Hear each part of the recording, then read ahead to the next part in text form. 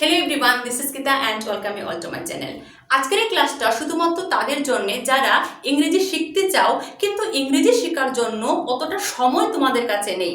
এই যে ঘন্টার পর ঘন্টা ইংরেজি ভিডিও দেখা কিংবা ইংরেজি বই পড়ার মতো এতটা সময় যাদের নেই, আজকের ক্লাসটা শুধুমাত্র তাদের জন্য।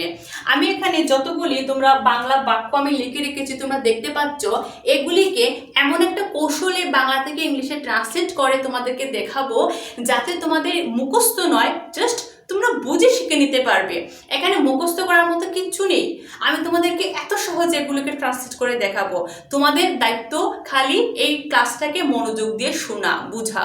আর যেখানে বুঝবে না আমাকে তোমরা কমেন্টে প্রশ্ন অবশ্যই লিখে জানাবে। সবচেয়ে প্রথমে দেখো, আমি 3 সপ্তাহ সেখানে ছিলাম। আচ্ছা, 3 সপ্তাহ মুছে ফেলো, শুধু বলো আমি সেখানে ছিলাম। এর ইংলিশ কি হবে? আমি সেখানে ছিলাম, ইংলিশটা হবে I was there. I was there মানে আমি সেখানে ছিলাম। ওকে, বলো আমি সেখানে ছিলাম, I was there। এই সেন্টেন্সটা হচ্ছে simple past tense. Simple past tense just মনে রাখলে এতটা বুঝতে হবে না। তারপর 3 সপ্তাহ ছিলাম, এ বিষয়ে একটু পরে আলোচনা করি। যেগুলো সহজ সেগুলিকে আগে আমরা ট্রান্সলেট করব। আচ্ছা, এবার আমি সেখানে ছিলাম, I was there। পরের সেন্টেন্সে দেখো, আমি এখানে 3 সপ্তাহ আছি। কি? আমি এখানে 3 সপ্তাহ আছি। কেউ তোমাকে জিজ্ঞাসা করেছে কি গো তুমি যে এখানে এসছো, ওই যে মামার বাড়িতে এসছো, কতদিন থাকবে? তুমি বলছো না আমি 3 সপ্তাহের মতো আছি। ওকে, তো এই যে আমি এখানে আছি, আমি এখানে আছি, এর ইংলিশটা হবে I have been here। here মানে এখানে, আমি এখানে আছি, I have been here। ওকে, আমি এখানে গত 3 সপ্তাহ আছি। গত 3 সপ্তাহ বাদ, এটা পরে আমি একটা দাগ দিয়ে রাখি, এটা পরে বলবো। আমি এখানে আছি, সেম আগের সেন্টেন্সটাই হবে I have been here। ওকে, আমি এখানে আছি, I have been here। 3 সপ্তাহ হয়ে গেল আমি এখানে আছি। 3 সপ্তাহ হয়ে গেল সেটা পরে, শুধু আমি এখানে আছি, ইংলিশটা হবে I have been here। I have been here, আমি এখানে আছি। বলতে গেলে 3 সপ্তাহ আমি এখানে আছি। এই যে বলতে গেলে 3 সপ্তাহ, এটা বাবু পরে বলবো। প্রথমে আমি এখানে আছি, এটা লিখে নেই I have been here। হয়ে গেল, আমাদের মেইন সেন্টেন্সটা হয়ে গেল। এবার দেখি কি কি বাকি আছে। এখানে বলেছি 3 সপ্তাহ, এখানেও 3 সপ্তাহ। 3 সপ্তাহ এর ইংলিশ হচ্ছে for 3 weeks। ওকে, ফর হচ্ছে একটা প্রেপোজিশন। এটা কেন ব্যবহার করেছি শুধু এতটুকু শোনো। যখন আমরা একটা নির্দিষ্ট সময়ের কথা বলবো, যেমন 2 ঘন্টা ধরে for 2 hours, 3 সপ্তাহ ধরে for 3 weeks, 1 সপ্তাহ ধরে for 1 week। যখন নির্দিষ্ট একটা সময়ের কথা বলবো তখন তার আগে আমরা for ব্যবহার করি। মনে থাকবে, এর চেয়ে বেশি কিছু মাথায় ঢুকাবে না কিন্তু, শুধু আমি যেটা বলছি সেটা মনোযোগ দিয়ে শোনো। বই একদম খুলে দেখবে না, এখন শুধু আমি কি বলছি সেটাতে মনোযোগ দাও। আচ্ছা, তো 3 সপ্তাহ for 3 weeks, এখানেও আছে 3 সপ্তাহ, এটাও হবে for 3 weeks। Okay, for 3 weeks। এই যে আমি এখানে 3 সপ্তাহ আছি, I have been here for 3 weeks। এবার বোর্ড না দেখে বলো, আমি এখানে 3 সপ্তাহ আছি, ইংলিশটা হবে I have been here for 3 weeks।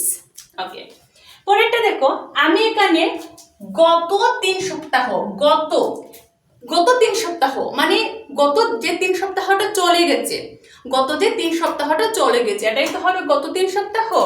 তো একটার ইংলিশ হবে, এই গত শব্দটির জন্য আমরা লাস্ট বলবো। হ্যাঁ, ফর লাস্ট 3 weeks। ওকে, দেখো গত 3 সপ্তাহ ফর লাস্ট 3 weeks। ওকে, গত 3 সপ্তাহ ফর LAST, গত 3 সপ্তাহ ফর লাস্ট 3 weeks। এবার পুরো সেন্টেন্সটা দেখো, আমি এখানে গত 3 সপ্তাহ আছি, মানে আমি এখানে গত 3 সপ্তাহ ধরে আছি, যেটা I have been here for last 3 weeks। না দেখে বলো, আমি এখানে গত 3 সপ্তাহ ধরে আছি, I have been here for last 3 weeks। Okay, for last 3 weeks, গত 3 সপ্তাহ, for last 3 weeks। মনে থাকবে? 3 সপ্তাহ হয়ে গেল। এবার কি বলছি যে 3 সপ্তাহ অলরেডি হয়ে গেছে, হওয়ার বাকি নেই, হয়ে গেছে। সেই যে হয়ে গেল, কিভাবে বলো তো? হয়ে গেল জন্য আমরা বলবো ফর 3 উইকস। এই হয়ে গেল তার জন্য বলবো অলরেডি, অলরেডি। ওকে, 3 সপ্তাহ হয়ে গেল আমি এখানে আছি। I have been here for 3 weeks already. এবার বোর্ডে না দেখে বলো 3 সপ্তাহ হয়ে গেল আমি এখানে আছি। ইংলিশটা হবে I have been here for 3 weeks already. I have been here for 3 weeks already. চলো পরেরটা দেখি। বলতে গেলে 3 সপ্তাহ। আচ্ছা, এই বলতে গেলে 3 সপ্তাহ এটার ইংলিশ আবার কি? তার ইংলিশটা হবে ফর QUIT, কোয়াইট। এই বলতে গেলে তার জন্য আমি একটা শব্দ লিখেছি কোয়াইট। বলতে গেলে 3 সপ্তাহ, for quite 3 weeks.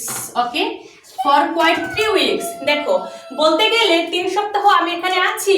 I have been here for quite 3 weeks. I have been here for quite 3 weeks.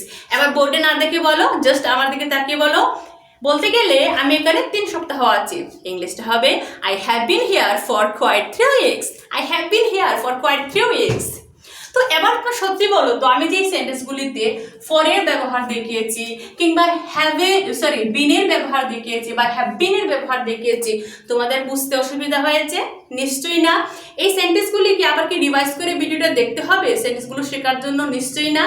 যদি ভিডিওটি উপকারে আসে অবশ্যই একটা লাইক করবে। চ্যানেল যদি প্রথমবার হয়ে থাকো, now subscribe my channel to get more and more information from my channel. Thank you very much.